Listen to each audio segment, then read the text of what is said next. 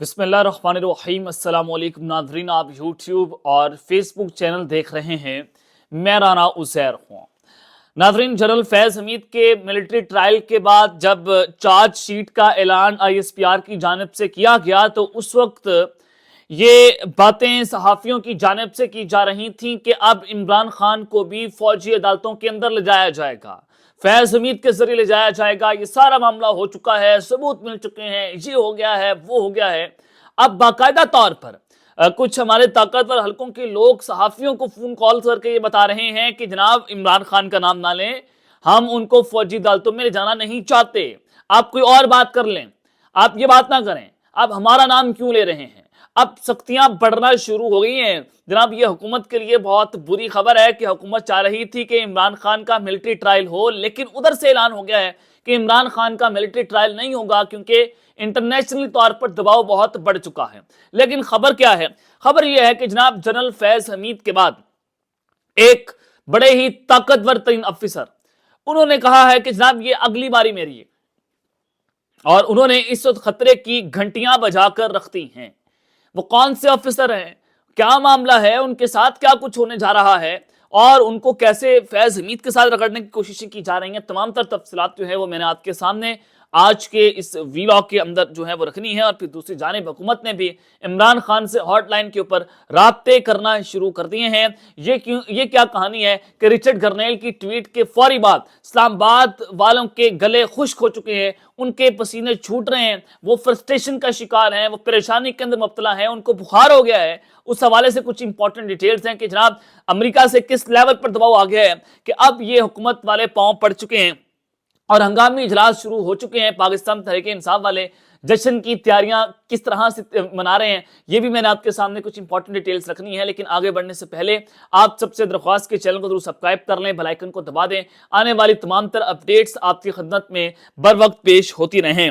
ناظرین، سب سے پہلے میں آپ کو خبر دینا چاہتا ہوں کہ جنرل فیض حمید کے حوالے سے آپ نے بہت کچھ ہوتا ہوا جو ہے وہ دیکھ لیا۔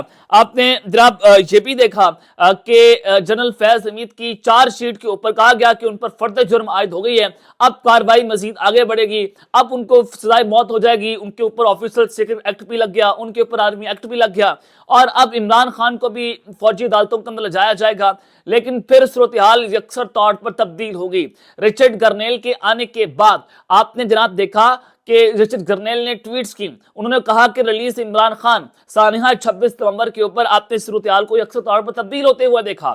جب آپ کے وہ ڈیمیج آپ سے کنٹرول نہیں ہوا جو آپ نے لوگوں کے اوپر گولیاں چلائی نہیں، تو آپ نے کیا یہ کہ فیض حمید کا کارڈ کھیل دیا۔ جب فیض حمید کا کارڈ کھیلا تو وہ بھی ٹھوس ہو گیا، اس کے ذریعے آپ عمران خان کو فوجی عدالتوں کے اندر لے جانے کا جواز تو ڈھونڈ رہے تھے، لیکن یہ سارا کچھ نہیں ہوا۔ اب معاملہ یہ ہے کہ فیض حمید کے فوجی ٹرائل سے کچھ نہیں ملا، میں آپ کو بتا رہا ہوں کہ کچھ نہیں ملا۔ آپ فیض حمید کا بھی کچھ نہیں شاید بگاڑ پائے، آپ شاید ان کو بھی سزا نہ دے پائیں۔ یہ ایک بہت بڑی الارمنگ سچویشن ہوگی کہ ایک سابق ملک کے سابق ڈی جی آئی ایس آئی، وہ کی عام شخصیت نہیں ہے، وہ آرمی چیف کے بعد سب سے طاقتور ترین شخصیت ہوتی ہیں عام طور پر اگر آپ اس کو دیکھیں تو۔ ملک کے ڈی جی آئی ایس آئی کو آپ اس طرح سے سزا دے کر ثابت کیا کرنا چاہتے ہیں؟ یہ کوئی اچھا ٹرینڈ سیٹ نہیں ہوگا اگر آپ ملک کے سابق ڈی جی آئی ایس آئی کو سزا دیتے ہیں۔ تو اب خبر یہ ہے کہ عمران خان کو فوجی عدالتوں کے اندر ہم نے نہیں لے کر جانا۔ یہ کون کہہ رہا ہے؟ یہ اسٹیبلشمنٹ کے اپنے لوگ کہہ رہے ہیں، وہ فون کالز کر کے ہمیں بتا رہے ہیں کہ ہم نے عمران خان کا فوجی عدالتوں کے اندر ٹرائل نہیں کرنا، آپ اس کے اوپر بات نہ کریں۔ لیکن جناب ایک جو سابق ابھی حال ہی کے اندر ریٹائرڈ ہونے والی ایک بڑی تگڑی ٹاپ رینک کی جو ہے وہ آفیسر ہیں، وہ کون کہہ رہے ہیں؟ زاہد کشکوری صاحب بہت تگڑے جرنلسٹ ہیں، انویسٹیگیٹو جرنلسٹ ہیں، ہم نیوز ان کا تعلق ہے، یہ دعویٰ کرتے ہیں کہ recently retired top rank army officer, انہوں نے مجھے 2 دن پہلے بتایا کہ فیض حمید کے بعد میرا نمبر ہے۔ اب حال ہی کے اندر کون ریٹائرڈ ہوئے ہیں؟ بالکل اگر آپ حال ہی کی بات کرتے ہیں تو حال ہی میں ایک ہی جو ہے وہ لیفٹنٹ جنرل ریٹائرڈ ہوئے ہیں، ان کا نام ڈی جی آئی ایس آئی جو سابق رہے ہیں، ندیم انجم صاحب۔ وہ ریٹائرڈ ہوئے ہیں، کیا ان کے خلاف یہ سارا کچھ ہونے جا رہا ہے؟ اور وہ 26ویں ترمیم کے اوپر بھی جو راتوں رات ایک بار معاملہ کرنے کی کوششیں کی تھیں اور مولانا فضل الرحمان نے یہ سارا کچھ ماننے سے انکار کر دیا تھا، تو ان کو یہ آخری موقع دیا گیا تھا کہ جناب اگر یہ 26ویں ترمیم نہیں ہوتی تو پھر آپ کا پتہ صاف ہے، کیونکہ ان کو غیر معینہ مدت تک جو ہے وہ ایکسٹینشن ملی ہوئی تھی، تو پھر ان کو گھر بھیجا گیا، پھر نئے D G I S I general Asim Malik صاحب جو ہیں ان کو اپوائنٹ ان کی جگہ پر کیا گیا تھا، تو وہ بھی کسی شکنجے کے اندر آ سکتے ہیں مبینہ طور پر۔ میں یہ نہیں کہہ رہا کہ ہوگا، لیکن یہ حال ہی کے اندر ریٹائرڈ ہوئے ہیں۔ اور پچھلے 1-2 سال کے پہلے اگر آپ دیکھیں تو جنرل باجوہ صاحب، یہ 2 طاقتور شخصیتیں ہیں جو حال ہی کے اندر ریٹائرڈ ہوئی ہیں۔ اب یہاں پر کچھ لوگ بات کر رہے ہیں کہ جنرل آصف غفور صاحب کی بھی باتیں ہو رہی ہیں۔ دیکھیں، آصف غفور صاحب ابھی ریٹائرڈ نہیں ہوئے، وہ این ڈی یو کے اندر نیشنل ڈیفنس یونیورسٹی میں وہ اپنے فرائض سر انجام دے رہے ہیں بطور لیفٹیننٹ جنرل۔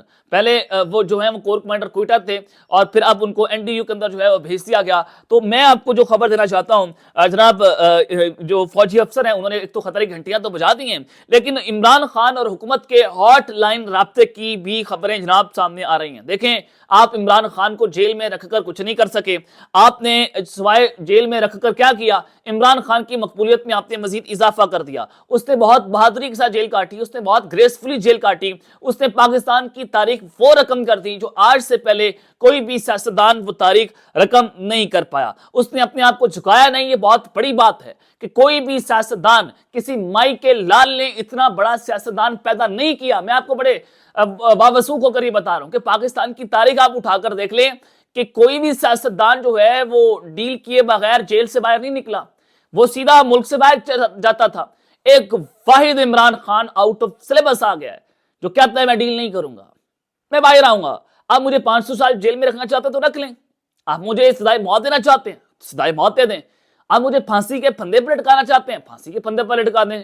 یہ کوئی بہت بڑی ڈیل نہیں ہے، میں جان دینے کے لیے تیار ہوں، میں ڈیل نہیں کروں گا۔ خان صاحب موقف پر کھڑے ہوئے ہیں، تو یہ جو ان کے پاس صلاحیتیں ہیں خان صاحب کے پاس، اب ان کو باہر آ جانا چاہیے۔ یہ ملک کی جو استحکام کی چابی ہے وہ پہلے کبھی کسی دور میں پنڈی کے پاس ہوا کرتی تھی، اب وہ چابی عمران خان نے کھینچ کر اپنے پاس رکھ لی ہے، اور عمران خان کے بغیر آپ نہ اس ملک میں پولیٹیکل سٹیبلٹی لا سکتے ہیں، نہ آپ اس ملک کے اندر اکنامک سٹیبلٹی لا سکتے ہیں۔ یہ کوئی دو رائے نہیں ہے اس کے اندر، یہ حقیقت ہے، اور اس حقیقت کو آپ کو ماننا پڑے گا۔ اور بصد احترام یہ ہمارے کچھ لوگ اس کو ماننے کے لیے جناب تیار نہیں ہوتے، تو حکومت اور اسٹیبلشمنٹ کے کچھ اہم ترین رابطے کی خبریں میں آپ کو جناب دے دیتا ہوں کہ یہ رابطے جو ہیں وہ ہونا شروع ہو گئے ہیں۔